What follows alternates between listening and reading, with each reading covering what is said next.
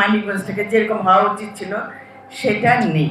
তো সেই ক্ষেত্রে আমি দেখছি যে আপনাদের দিয়ে আমি মানিকগঞ্জ জেলাটাকে উন্নয়ন করতে পারবো, কারণ আপনারা যে ফিলিংসটা আসছে যে ওন করেছেন যে না এই জেলাটার উন্নয়ন হওয়া উচিত, এই ওন করাটা কিন্তু সব থেকে বড় জিনিস। আমি আশা করি আপনাদের নিয়ে আমি মানিকগঞ্জ জেলাটাকে উন্নয়ন করতে পারবো। কারণ এটা আমি আজকে যে আমি এখানে বসে আছি, আমি কিন্তু সাধারণ জনগণ কিন্তু আমার উপর বিশ্বাস আস্থা রেখে তার ভোটটা দিয়ে আমাকে এখানে বসেছে তার জন্য, কাজ করার জন্য। আজকে আমরা যদি সেই কাজ না করি তো সেটা তো আমরাই তো দায়ী থাকবো। আমাদের এই দায়বদ্ধতা থেকে আমাদের সকলকে বেরিয়ে আসতে হবে। এর জন্য আমাদের সবাই এখানে বিভিন্ন সেক্টর আছেন, এখানে প্রত্যেকটা সেক্টর এখানে আছেন, কৃষি আছেন, মৎস্য আছেন, পানি সম্পদ আছেন, তারপরে শিক্ষকেরা এখানে উপস্থিত আছেন, চিকিৎসকরা আছেন।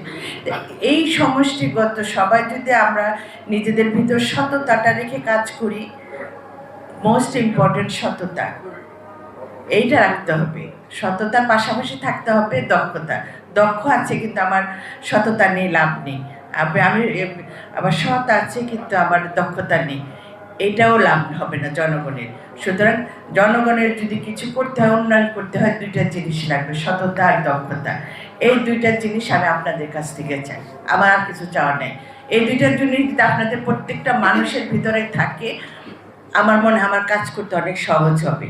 এই জিনিসটা আমি আপনাদের কাছে চাই, আমি আশা করি আমি আপনাদের কাছে পাবো। কারণ মানুষের চাপ, মানুষের কত লাগে, আর একটা মানুষের বেঁচে থাকার জন্য খুব কিছু বেশি লাগে না। আমি যদি সুন্দরভাবে বেঁচে থাকতে পারি, বাকি সময়টা আমরা সবাই চিন্তা করি যে আমরা তো এখানে সারা জীবন বেঁচে থাকবো না, আমার বাকি সময়টা আমি মানুষের জন্য কাজ করি, কিছু ভালো কাজ করে যাই, যাতে আমার মৃত্যুর পরে সবাই মনে করে যে না এই অফিসারটা আমাদের জন্য অনেক ভালো কাজ করে গেছে।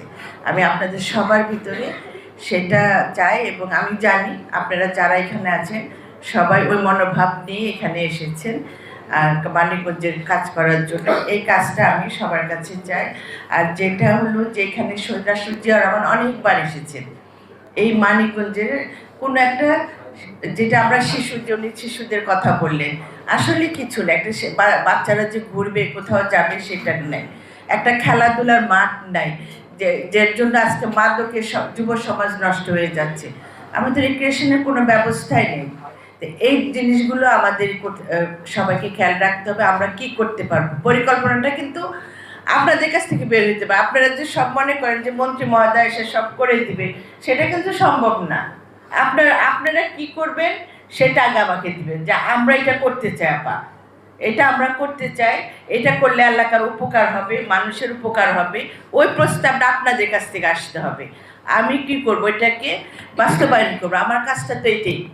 আপনার প্রপোজালটা আপনারা, কারণ আপনারা রুট লেভেলে মানুষের সাথে যাচ্ছেন, মিশছেন, বুঝছেন যে কোন জায়গায় কার কোন সমস্যাটা আছে, সেটা নিয়ে কাজ করতে হবে না। আপনাদের কাজ আছে, আপনাদের কাজ হলো পরিকল্পনা আমাকে তৈরি করে দিবেন।